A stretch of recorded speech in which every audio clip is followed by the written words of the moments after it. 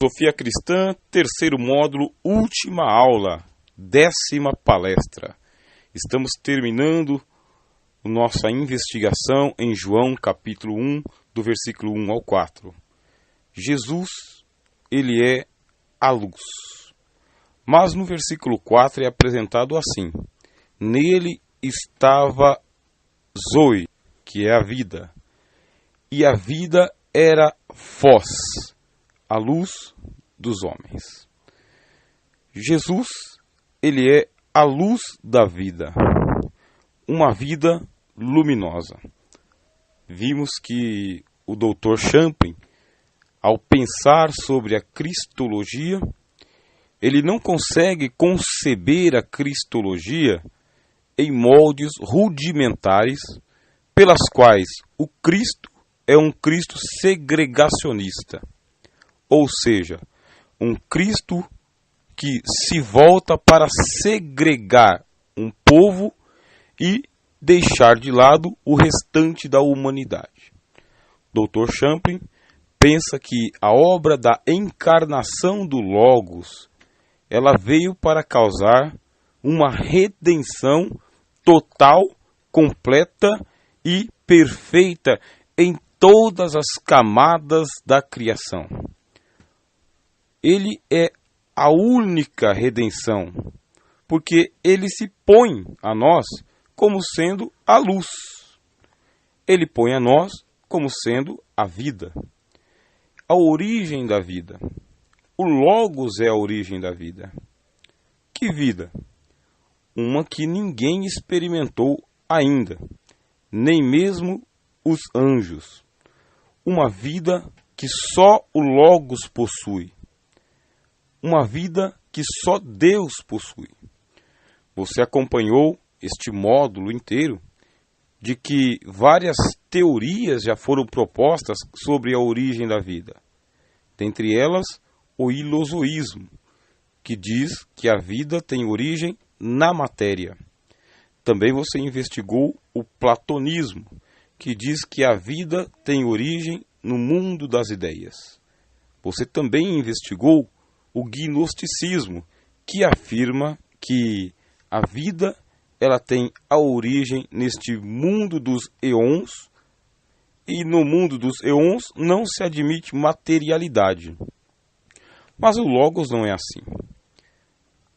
A origem da vida, diz João, está no Logos. Não é a vida biológica. Não é a vida cerceada pelo sistema biológico, orgânico, químico e físico. É um risco que Deus correu ao enviar o Logos ao mundo em forma humana. Quando eu digo risco, estou usando uma metáfora para você entender que esta vida que o Logos veio trazer, ela não é desta criação, não é desta ordem. Não existe uma consulta à carne e ao sangue. É isto que o João vai expressar em todo o seu evangelho. É uma vida como a do Logos. O status de vida é de eternidade, divindade, perfeição, que veio por meio da encarnação do Filho de Deus.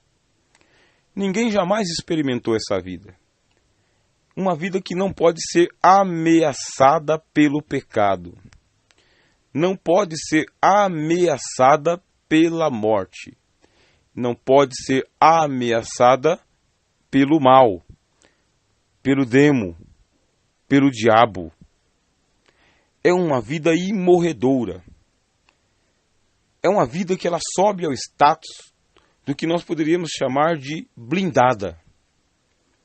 Blindada, inatingível ao mal. Nenhum de nós experimentou essa vida ainda. E uma coisa, eu já vou aqui fazer a introdução do módulo 4. É uma vida que ela é plena de verdade e plena de espiritualidade. Uma que veio ao mundo, sofreu a decadência do mundo, mas não foi contaminada pelas trevas do mundo. Estou me referindo à vida do Logos. Por que sofreu a decadência do mundo? O Logos diz, lá na frente, estou do mundo, mas não sou do mundo. Assim como vós, do mundo não sois. Aqueles que receberem a plenitude de vida nova que o Logos veio trazer, entram num status de imortalidade perfeita. Imortalidade plena, completa, total. Uma imortalidade intocável, blindada, incorruptível. Nenhum de nós experimentou. E não conseguimos experimentar no tempo presente por causa que ainda estamos inseridos em um contexto de espiritualidade caduca. Preste bem atenção. O que é que nós chamamos de espiritualidade caduca? Esta que é oferecida para nós pelo encontro com a religião. Somos seres mortais, defeituosos, somos pessoas desesperadas por continuar vivendo. Então nós nos colocamos a buscar e a procurar esta vida imorredoura. Procuramos em todos os lados. Temos um encontro com a materialidade e com a religiosidade. E o que nos oferece a religião? Ela nos oferece os auspícios do Espírito. Qual é o problema? Ela não pode oferecer um produto que ela não tem.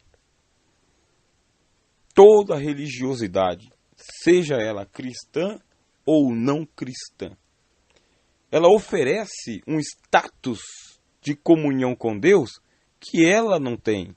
A religião é caduca neste sentido. Ela vai conseguir fazer uma reforma. Ela vai conseguir atingir alguns graus da espiritualidade humana. Mas a espiritualidade humana não é a do Logos. Ela é humana. Ela é comum. Ela é terrena. Ela está toda impregnada da corrupção do nosso tempo. Agora, é uma espiritualidade que ela nos confunde, porque ela aparenta ter saúde, aparenta nos dar comunhão, aparenta nos trazer redenção. Só que, e é o que nós vamos ver no módulo 4, o Logos ele vem para encontrar com as pessoas em seu contexto de vida e entrechoca-se com elas, mostrando-lhes que aquilo que elas chamam de vida, espiritualidade, na realidade, e ele enfatiza dizendo na verdade, por 2 vezes, na realidade é uma espiritualidade caduca, é uma realidade caduca também. Você está acompanhando? Então eu vou fazer um resumo para você não se perder. O Logos veio trazer Zoe e Fós, vida e luz. Ele veio trazer uma vida que não existe na linha terrena, não existe. Adão não trouxe. Deus não deu para Adão. Agora você vai entender. Cada vez mais. A vida que o Logos veio trazer, ela é a vida de Deus. A que ele tinha com Deus antes de vir ao mundo.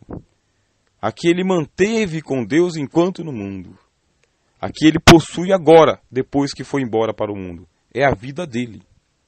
É uma vida onde ele corre um risco, porque Quem vai receber essa vida? Nós. Todo homem que vem ao mundo vai receber essa vida. Qual é o risco? O plano pode não dar certo. O plano pode caducar também. Eu estou falando risco, mas é por isso que quem veio garantir foi o Logos. Tudo bem que foi o Logos que veio garantir, mas há um risco. Porque se não houver risco, os gnósticos ganham. Porque os gnósticos diziam que o Logos veio em aparência humana, mas que ele não correu o risco de encarnar-se. Não, correu o risco de vir trazer a vida de Deus, e essa vida corria o perigo de não dar certo também. Se te parece absurdo, então nós estamos na linha da filosofia correto. Precisa parecer absurdo mesmo. Porque não existe salvação risco zero. Também não existe vida eterna a risco zero. A salvação foi um risco verdadeiro que o Filho de Deus correu e poderia não ter dado certo. Tanto é que, antes de levar o Logos de volta para a eternidade, o que faz João? João, ele diz assim: está consumado. Leia os evangelhos e é o único que faz o Cristo dizer: está consumado. O plano deu certo, Pai. Consegui. Corri o risco e venci. Valeu a pena. Conseguimos trazer a vida que está em nós aos homens.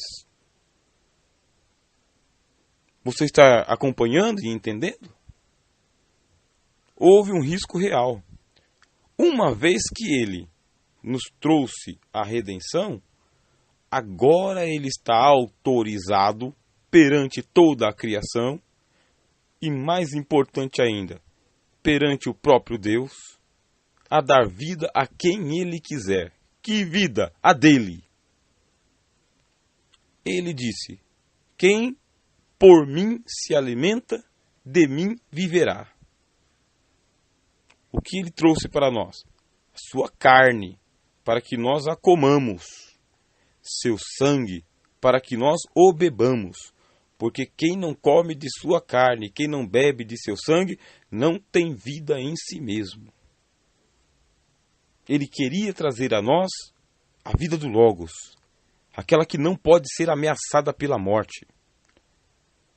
Só ele pode dizer: aquele que crer em mim jamais morrerá, mas verá a luz da vida. Por que ele pode dizer isso? Ele está nos garantindo que a sua carne será rasgada na cruz e que de sua carne nos virá a vida de Deus para nós vivermos. Mas chega a religião. E quando a religião chega, ela se adona do fenômeno da encarnação de Jesus Cristo. Quando a religião chega, ela pega e ela se apodera da história de Jesus e do seu sacrifício. E ela tenta, então, macaquear o cristianismo de Jesus Cristo. Ela nos nega o direito de termos um encontro no absoluto com o Logos. Porque ela se interpõe como mediadora entre nós e o Logos. Módulo 4, estou já adiantando. Nós iremos radicalizar na leitura do Evangelho de João. E isso nós podemos fazer porque é um curso de filosofia cristã. E eu já disse lá no módulo 2 que a filosofia nos dá o latitudinarismo, a abertura para irmos além daquilo que o dogma não permite. E que o dogma ele vai ser para você uma opção e não uma necessidade e não uma ameaça. Vem aqui.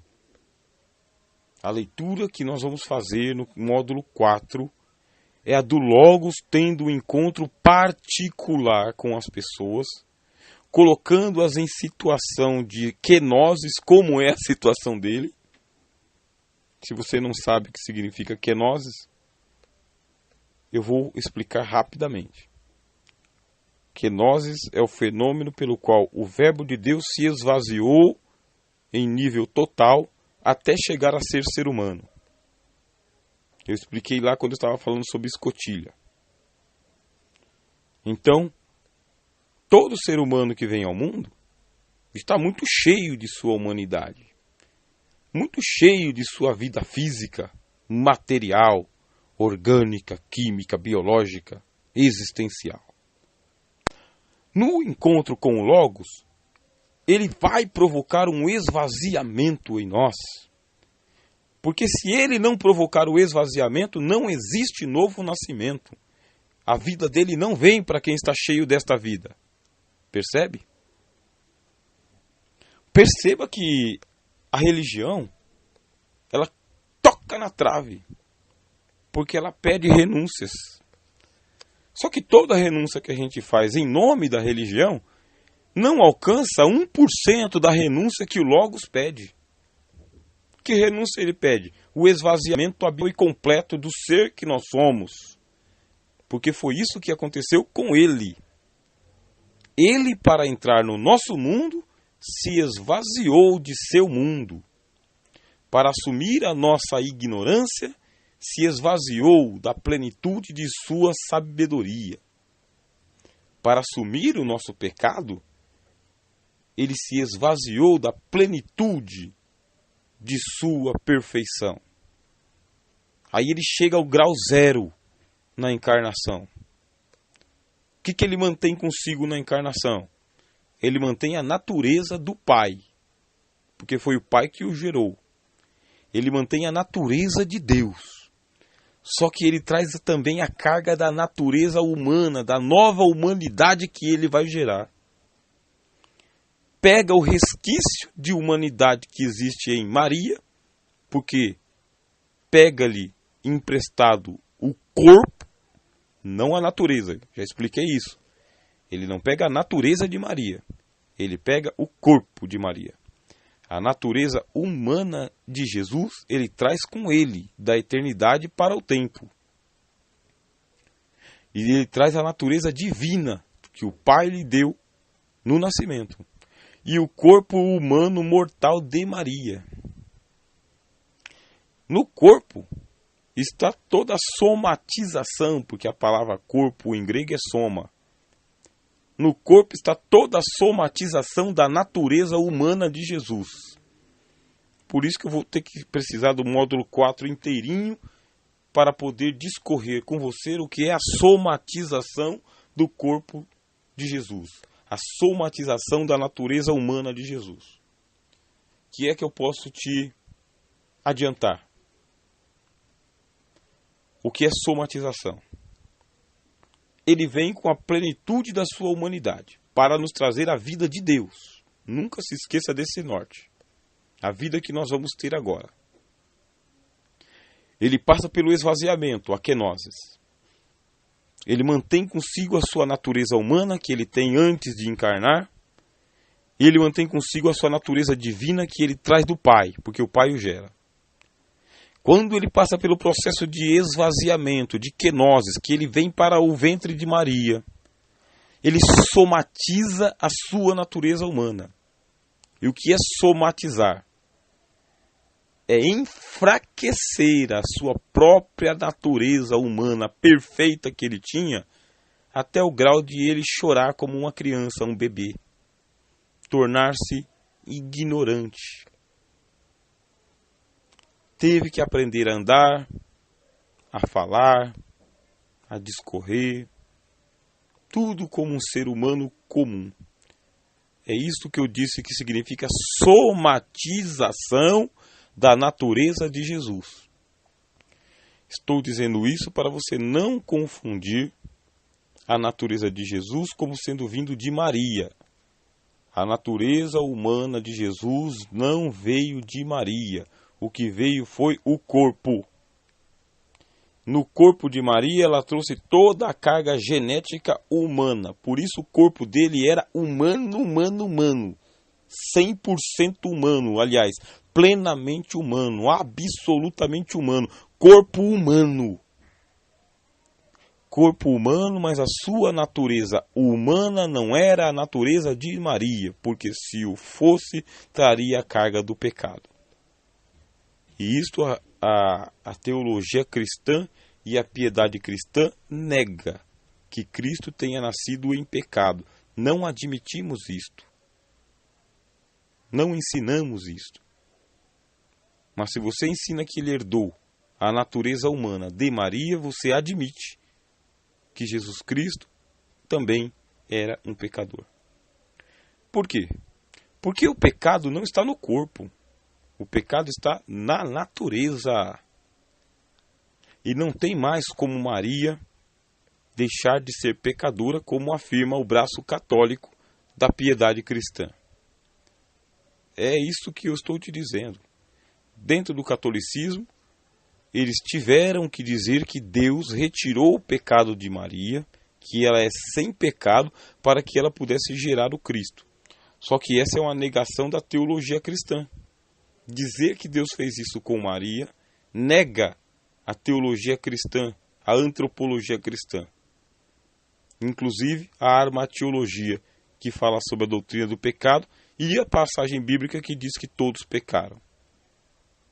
Deus não tirou o pecado de Maria, porque o pecado de Maria estava em sua natureza. E para tirar o pecado de Maria, Deus teria que tirar a sua natureza humana. E o braço do catolicismo admite isto mesmo. A partir do momento em que Deus desposou Maria, ela se tornou mulher de Deus, esposa de Deus, mãe de Deus. Como o nosso curso de filosofia cristã está seguindo dentro de uma linhagem que ela é uma linhagem mais evangélica, não tanto católica, apesar que nós fazemos muitas considerações do pensamento católico, mas neste ponto do dogma nós divergimos.